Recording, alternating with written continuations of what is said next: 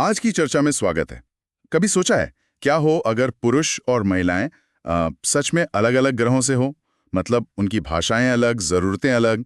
ये सुनने में अजीब लगे, पर जॉन ग्रे की जो मशहूर किताब है men are from Mars, women are from Venus, उसका ये सेंट्रल आइडिया है। आज हम इसी किताब के कुछ खास हिस्सों पर गहराई से बात करेंगे। किताब की शुरुआत वो लेखक के अपने निजी अनुभव से होती है।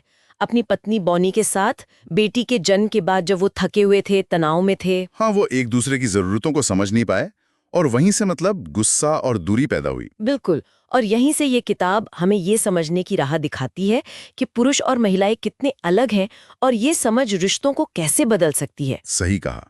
किताब का मकसद सिर्फ मनोवैज्ञानिक अंतर बताना नहीं है, ये असल में एक प्रैक्टिकल गाइड है।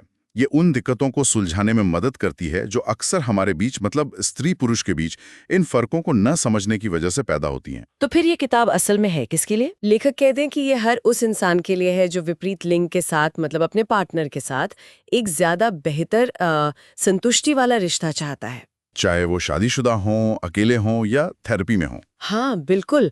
और इसकी एक यूनिक बात यह है कि ये सिर्फ कोरी थ्योरी नहीं है। लेखक ने अपने सेमिनारों में लगभग 25,000 से ज्यादा लोगों से फीडबैक लिया है। 25,000 काफी बड़ा नंबर है ये तो। हाँ, और उनमें से 90% से ज्यादा लोगों ने माना कि किताब में बताई बातें, वो डिस्क्रिप्शन उन पर लागू होते हैं। उन्होंने खुद को उसमें पहचाना। अच्छा। तो ये किताब मतभेदों को एक पॉजिटिव नजरिए से देखती है, आपसी सम्मान, विश्वास और प्यार बढ़ाने के मौके की तरह। चलिए, अब किताब की बनावट और कुछ मुख्य बातों पर आते हैं। ये कहती है कि पुरुष और महिलाएं सिर्फ बात ही अलग तरह से नहीं करते। नहीं, वो सोचते, महसूस करते, रिएक्ट करते, यहाँ तक कि प्यार करने और सराहना करने का तरीका भी सब अलग है। हाँ, जैसे वो मिस्टर फिक्सिट वाली बात। फौरन उसका हल बताने लगते हैं, मिस्टर फिक्सिट बन जाते हैं। जबकि महिलाएं शायद उस वक्त सिर्फ ये चाहती हैं कि कोई उनकी बात सुन ले, हमदर्दी दिखाए। एग्जैक्टली। और दूसरी तरफ महिलाएं कई बार बिना मांगी सलाह देकर पुरुषों को सुधारने की कोशिश करती हैं। इसे किताब में होम इम्प्रूवमेंट कमेटी कहा गया है। Home improvement committee.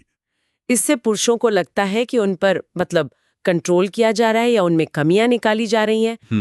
तो दोनों ही अनजाने में एक दूसरे को चोट पहुंचा सकते हैं। सही बात। और ये चीज तनाव के समय और बढ़ जाती है।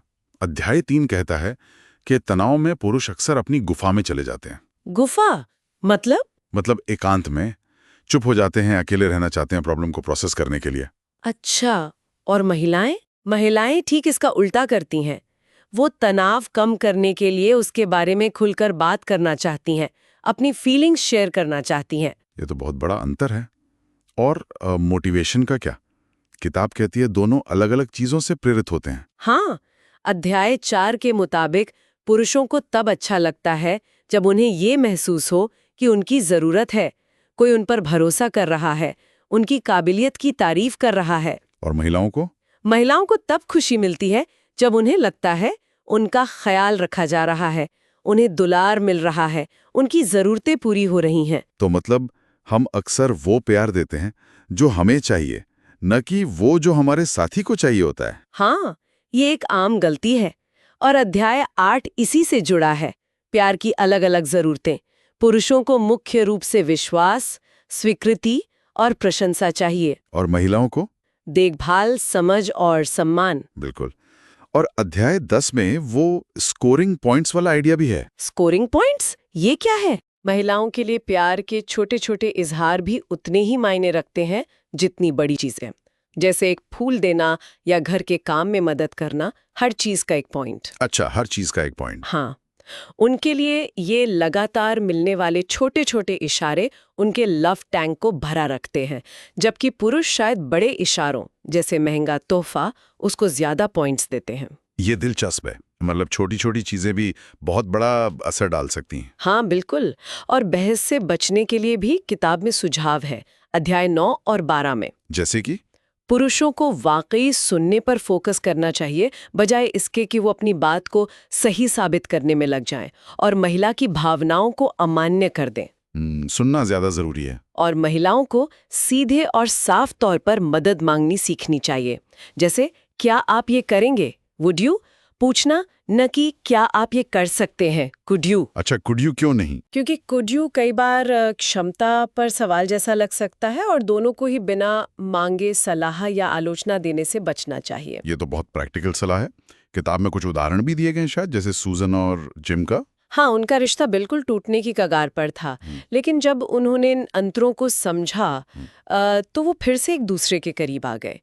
ये दिखाता है कि बदलाव बिल्कुल मुमकिन है। और एक और अहम बात थी वो 90-10 वाला सिद्धांत, अध्याय 13 से। हाँ, वो बहुत ज़रूरी है। इसका मतलब है कि अक्सर जब हम किसी बात पर बहुत ज़्यादा इमोशनल होकर रिएक्ट करते हैं तो उस रिएक्शन का 90% हिस्सा हमारे अतीत से, मतलब पुराने अनुभवों से जुड़ा होता है, और सिर्फ 10% उस मौजूदा स्थिति से। बिल्कुल। ये समझना हमें थोड़ा ठहर कर ज़्यादा संतुलित तरीके से रिएक्ट करने में मदद करता है। किताब में लव लेटर जैसी तकनीक भी है मुश्किल भावनाओं को सही ढंग से बताने के लिए। तो कुल मिलाकर इस सारी चर्चा का सार यही है कि जॉन ग्रे की ये किताब हमें याद दिलाती है कि अगर हम इन बुनियादी फ़र्कों को समझें, याद रखें और सबसे ज़रूरी उनका सम्मान करें, तो प्यार ना सिर्फ चल सकता है बल्कि वो जादुई हो सकता है और टिक भी सकता है। बिल्कुल। लेकिन एक सवाल है जो आगे सोचने पर मजबूर करता है। ये किताब मूल रूप से 90 के दशक की समझ पर आधारित है।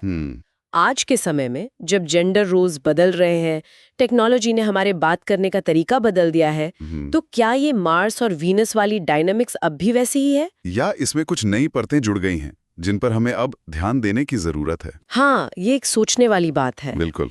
एक बहुत ही दिलचस्प सवाल छोड़ा है आपने। आज के इस विश्लेषण के लिए धन्यवाद।